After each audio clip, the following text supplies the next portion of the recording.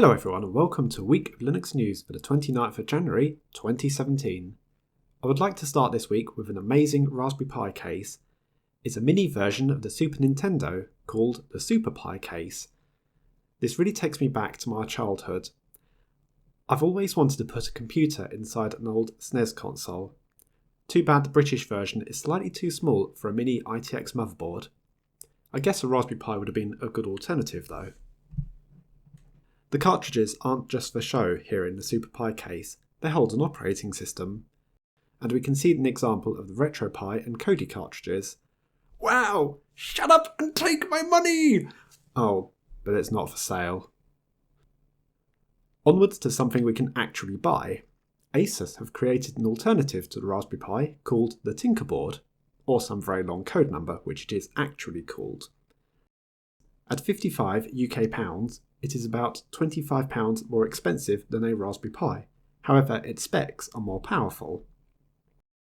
It contains an ARM A17 CPU running at 1.8 GHz, ARM Mali T764 GPU, and 2 GB of DDR3 memory.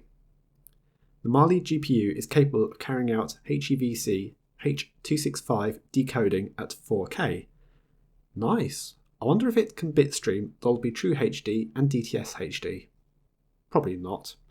So that's a deal breaker for me. The dimensions are 8.5 by 5.3 centimeters. At the moment there is only a custom Debian distribution, which appears to have been put together by Asus themselves. If the Tinker board takes off, then maybe we will see other custom Linux distributions. Spanish computer maker Slimbook have released a new laptop with KDE Neon. Strange choice. As much as I like KDE Neon, it's not really a Linux distribution I would recommend for the average user, because it's so minimal and sparse. Although it would be nice to purchase an OEM product without 10 tons of shite pre-installed. The specs seem reasonable enough. We have an option of an Intel i5 or i7 CPU, at 2.3 GHz and 2.5 GHz respectively. Both are dual-core CPUs, 4, 8 or 16 GB of DDR3 RAM, a solid-state disk, an option of 120, 250 or 500 GB, 13.3 1080 LED screen. The dimensions are 33 by 22 by 1.8 centimeters and it weighs 1.3 kilograms. They offer keyboard layout in Spanish, English, French or German. Prices start from €729, which is about £620 or $780 US. The KDE Slimbook is available to pre-order from today via the Slimbook website. Shipping is currently aiming at about mid-March 2017. Wine has hit version 2.0. The release represents over a year of development effort and around 6,600 individual changes.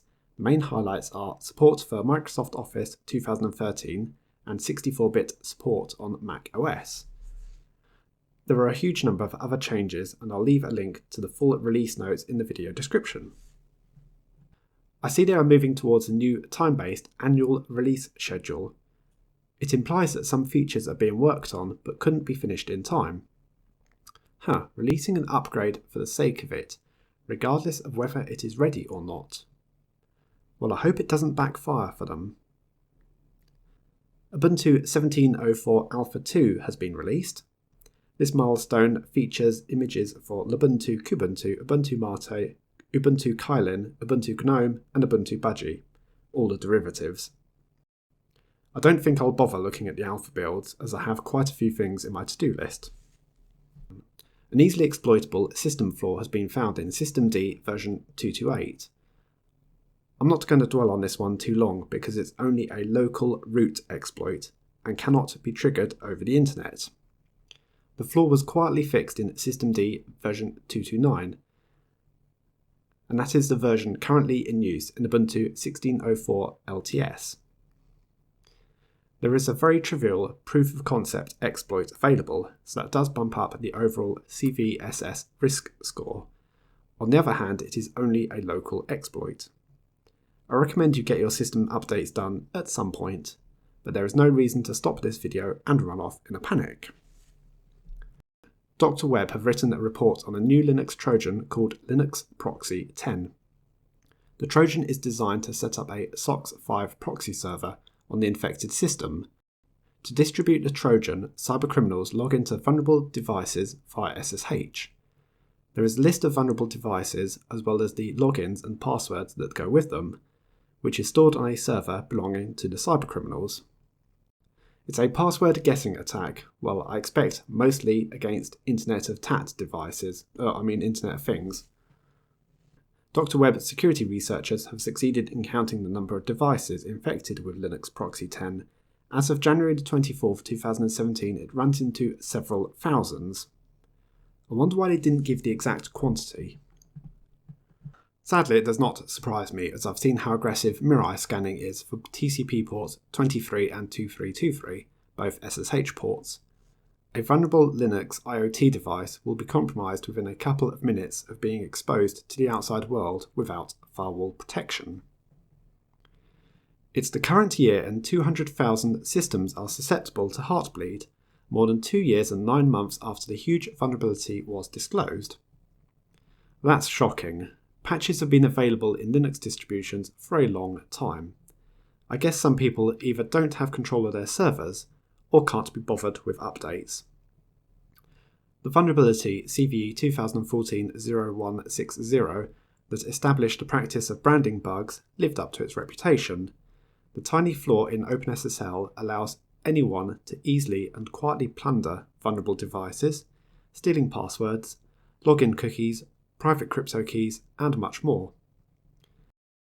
Shodan boss John Maverly says about 200,000 services remain Heartbleed exploitable thanks to unpatched OpenSSL instances.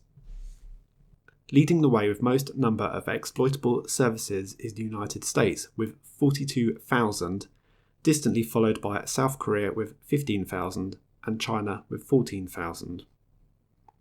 There are quite a few charts on Shodan, but the one I find interesting is the top operating systems. No mention of kernel 4. I suspect that is because kernel version 4 came out around a similar time to Heartbleed, and therefore the OS would not be vulnerable, or would be new enough for patching. I see Linux 2.6 and 2.4 are in the list.